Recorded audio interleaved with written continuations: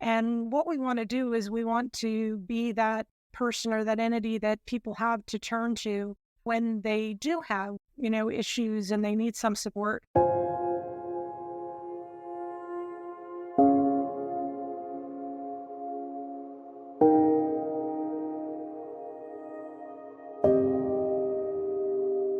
Hi, everybody, and welcome to another episode of the Glam Reaper podcast. I'm your host, Jennifer Muldowney, aka the Glam Reaper. And on today's episode, we are talking to the lovely Kim from Funeral Peer Support. I was very blessed and honoured to have been on their webinar or Zoom class, I think it's called, I guess. Well, she'll fill us in more later, but I was very honoured to be on that. It was a really enlightening experience. Actually, it was really nice to share stories. But yes, without further ado, welcome, Kim. Thank you. Thank you. So good to be here finally with you. And Yes, we have met in person quite a lot recently. We met at the New York State. We met at the National then Funeral Directors Convention. So yeah, we met in Vegas and we've met in Saratoga. And I was at Cana. Yes. So we were down in DC too. Oh my gosh. We were everywhere. So yeah, Funeral Peer Support definitely gets my support. I just think it's wonderful what you guys are doing, and so I want you to share a sort of what that mission is like with my listeners. So we've got obviously listeners from funeral directors and funeral homes. We also have sort of, I call them Joe Blogs on the street. Somebody who, like myself, until 15 years ago when I came into this industry, people who just are curious or whatever it might be. So I'd love if you could explain what your mission is to them. no problem. So, Funeral Professionals Peer Support, we are a worldwide group, which has been wonderful. Both here, started in Canada, moved down to the US. We also have a group in Kenya. Currently, they meet, I think, like once a quarter, but we have student group, and so we have a couple different meetings throughout the month in different areas. And what we want to do is we want to be that person or that entity that people have to turn to when they do have, issues and they need some support, whether it be at work or even at home or even, any combination thereof. In today's world, support is something that some people don't feel like they have or have somebody that they can turn to. And especially in this profession with, just all the stuff that we put on our own shoulders. A lot of times you can't go home and talk to your spouses about it and everything because they really don't get what we do.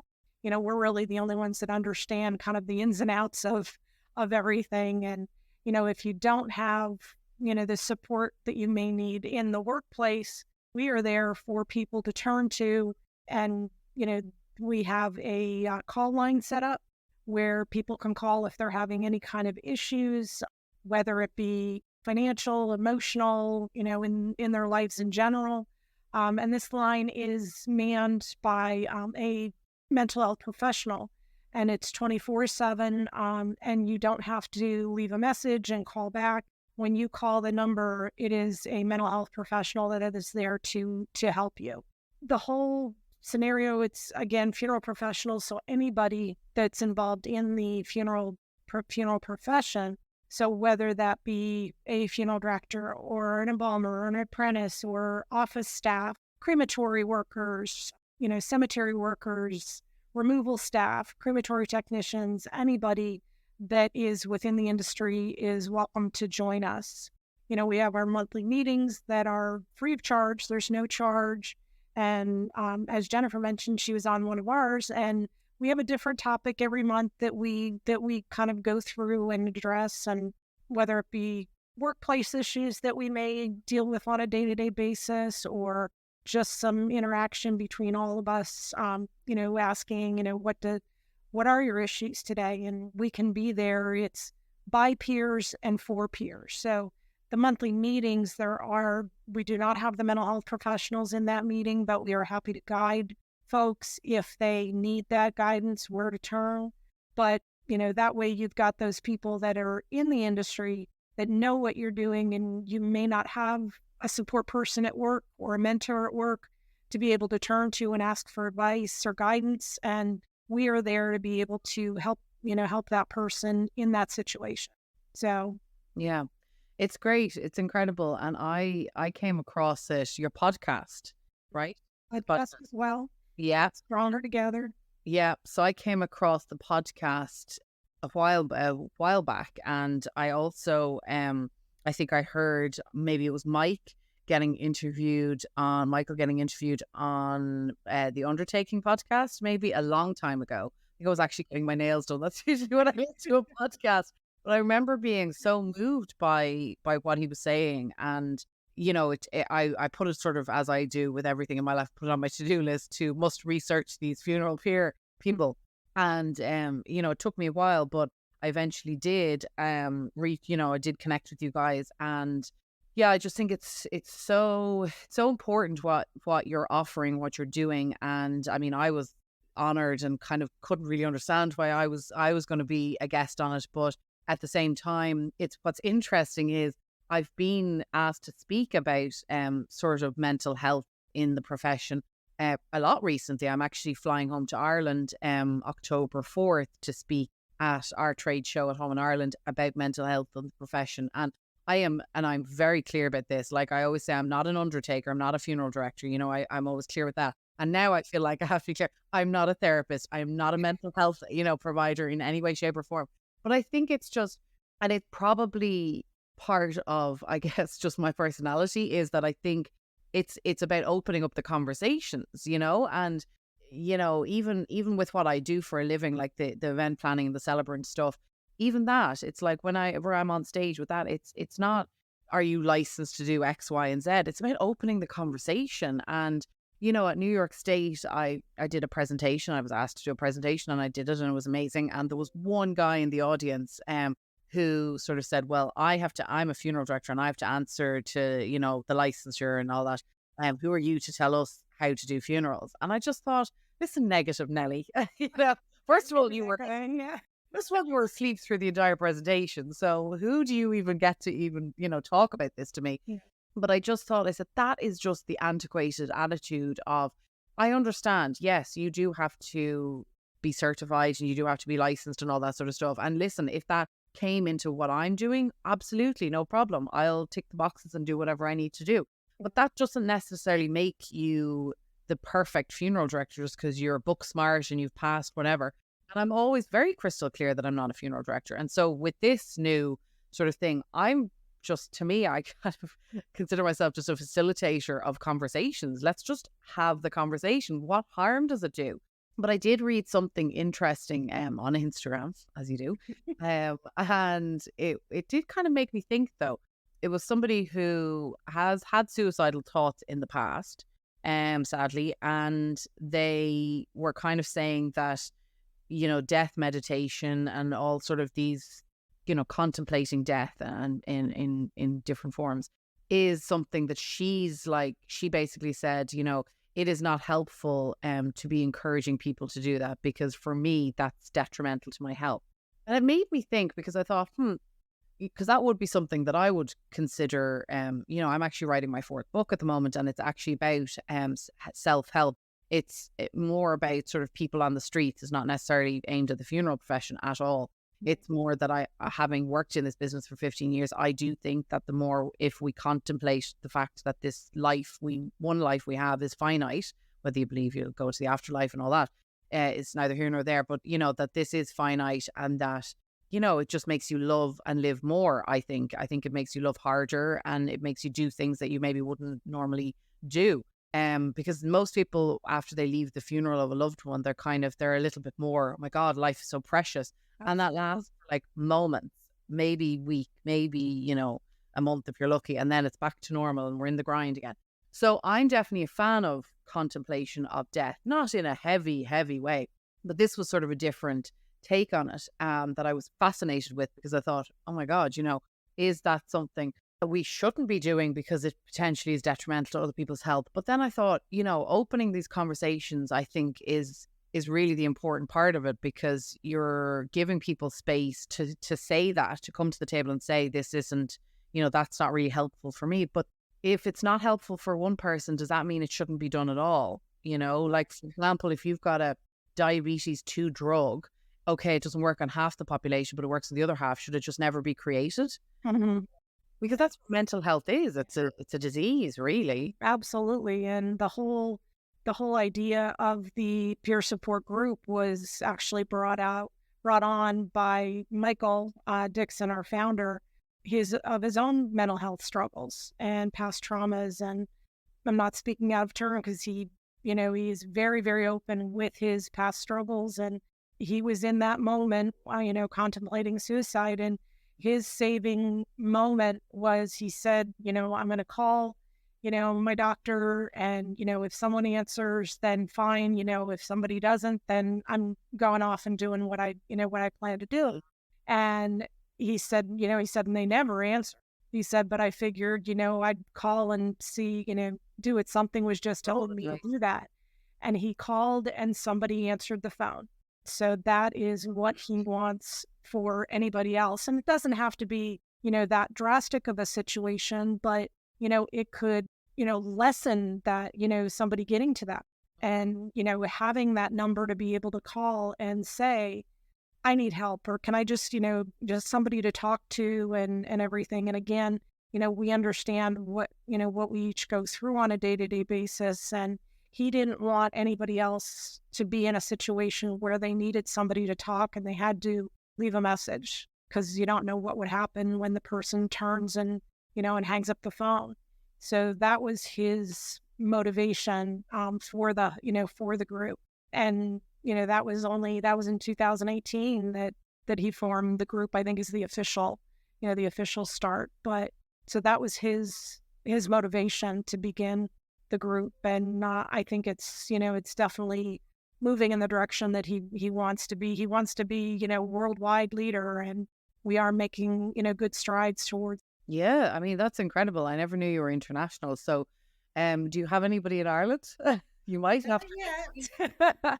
But I think he has been contacted by some people. So in different, I think Ireland and I think the UK, he's been contacted by people in those countries.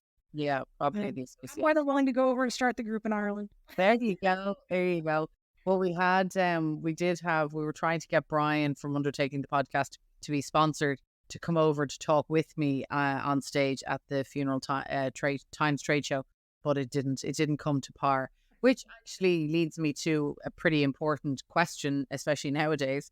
Although I feel like it was always a topic of conversation. How is funeral peer support funded, or how does that, because it's a lot of time and a lot of dedication. Absolutely. I'm currently, we are all volunteers, on the board, I guess the board, the leadership team. I'm classified as the U.S. director. So we're all volunteers. Nobody is getting paid for this organization. So any funds that we get are through donations. We do have sponsorships available for companies or individuals if they would like to sponsor us, because obviously, we have things like the helpline, they need to be funded. So through donations, we have had a couple of generous donations, which we're very thankful for. But, as everybody knows, the spigot can turn off and, it does run dry at times. So any donations, whether it be from an individual, from a company, from a larger company, small funeral homes, we do have different levels available. They can sponsor our podcast, things like that. So we do have different levels for higher entities to become sponsorships for us. We also have what's called in the U.S., it's called the Member Assistance Program. And that is it's $15 a month or $150 for the year. And what that includes is that helpline. So that helpline is available to you 24/7. It also includes, we do webinars, professional webinars, which we sometimes have continuing ed credits available with them. So 3 of those available throughout the year for you to participate in. And with that membership, it's not only the person that takes the membership, it's their entire family. And it can be purchased on an individual level, or as an employer, if you would want to, provide a service like this to your employees, an employer can purchase them as well for all their employees and staff. So, and for that cost, those that have had therapy in the past, that $150 for a whole year, one therapy session can be 150. And those calls, if anybody does make the call to that helpline, and there's no time frame on how long those telephones calls can last, they are there to be able to help you through the situation. And if they feel that you need continued help, they will assist you in getting you help in your local area. So, so there's a lot, again, it covers the family, it covers the individual. So for that cost, it's not a lot to be able to provide a service like that for your employees. Yeah. Or yourself. And I mean, everyone that's volunteering, they're all full-time funeral directors and well. So do you want to, is there a website, like a link that people can go to maybe donate, or if they've got more questions? We'll obviously leave all the links below. But yeah, if you can give us any information. Absolutely. Our website is www.funerals, so FUNERALS, peersupport.com. That's our website, and there is information in there about sponsorship levels, and our emails are there to be able to contact us if you have any other questions, things like that, about sponsorships or the member assistance program. And in Canada, they have it's called an EAP, but it's basically the same services as the MAP in the States. Yeah, so they can all go right there, and they're welcome to contact somebody that's on the website, or they can contact me directly, whichever, and I can point them in the right direction. So I'm more than happy to help with anybody that would be interested in that. So that's brilliant. Well, thank you so much.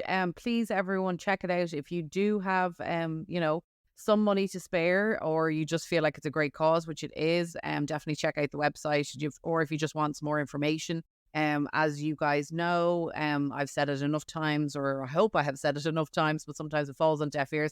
I'm always here to chat and to listen if anybody is feeling whatever way. same here. So yeah, and I myself and the Grave Woman, we put out a big sort of poster that if you ever see us at a convention, we're recognizable usually. If you ever see us at a convention, never feel alone, always pop up and say hi. So I would definitely recommend everybody can pop into any funeral, the peer support booth, whenever you see it at a convention as well. But our monthly meetings in the US are the third Tuesday of every month. The link is on the Cana website, and the link never changes. So you can go to the Cana website to get our link for the monthly meetings in the US. Again, they're the third Tuesday of the month, and they're at 8 p.m. Eastern time. Anybody's welcome to join, and from across the country or beyond. We do get people from Canada in that one as well. Canada does have their own monthly meeting as well, but I'm not positive on the date, but it's all on the website as well. So yeah. So the third Tuesday of every month, which is easy enough to remember. Mm-hmm. So that's amazing. Well, thank you so much for joining us, Kim. And we're going to leave all the links below. And yeah, please don't be alone. And this is a very, very important service for the funeral profession. And so I'm really thankful for your service. So thank you for your support. Oh, yeah, absolutely not a bother. All right. Well, thank you very much, Kim. And we'll wrap it up, and we'll leave all the links for you guys below. So thanks a million. Thank you. Talk to you later.